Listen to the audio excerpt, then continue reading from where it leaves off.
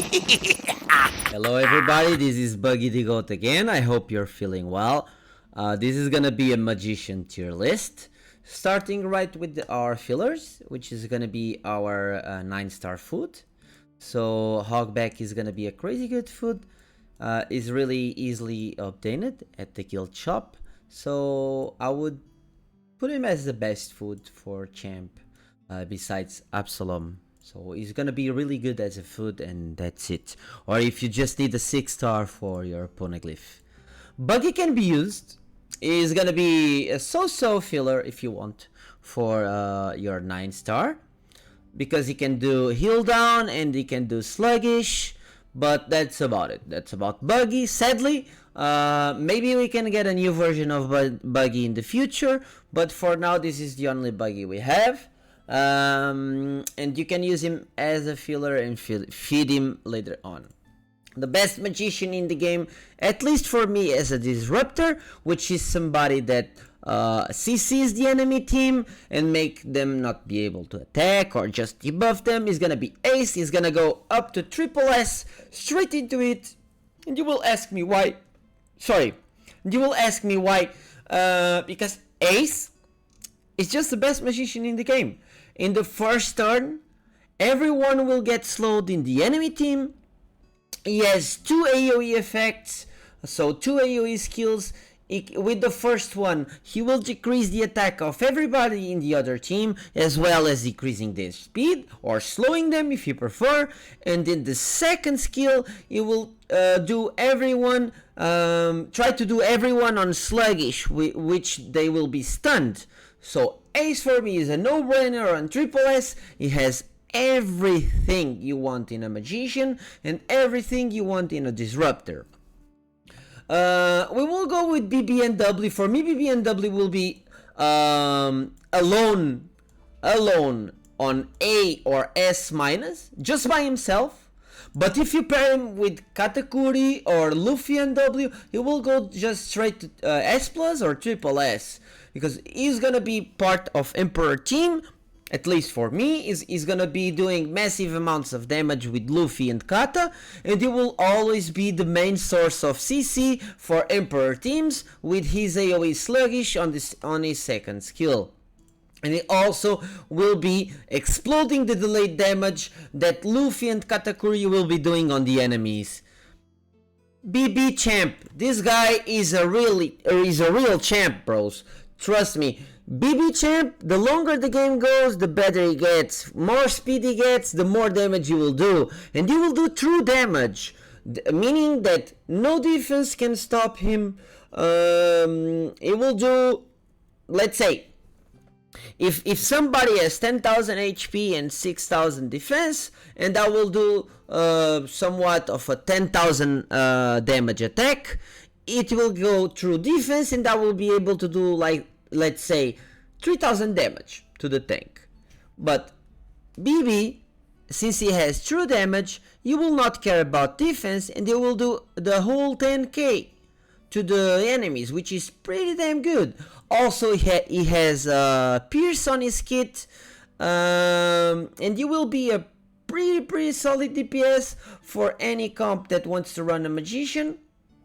And it will go to S plus in the late game for sure. Alright, so the longer the game goes, the better BB will get, because the more speed he will get as well.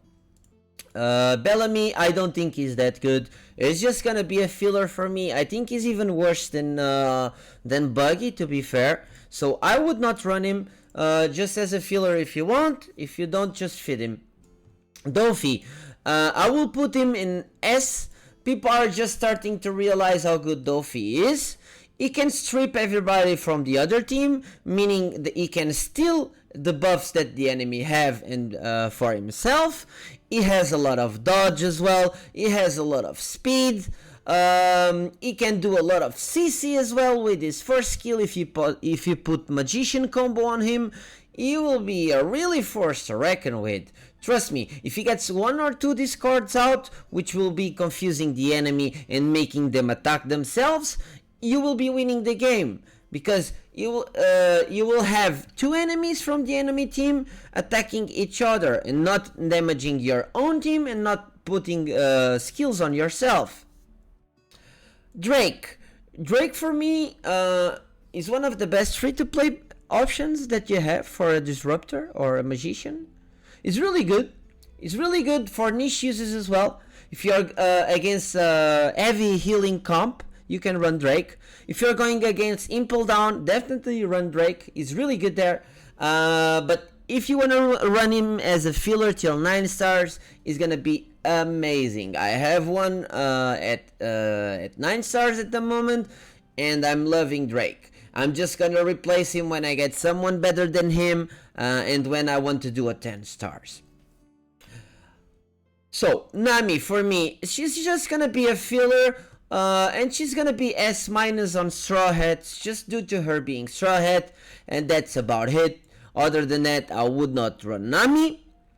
Usopp, it will be the same thing, even though Usopp is a little bit better within the Straw Hat team, he will be up to S, but if he's alone, he will be on B tier. I run Usopp once and I did not like his damage, but if you have a Straw Hat team or a team that makes some bleeds, he can do some good damage. Definitely goes up to S.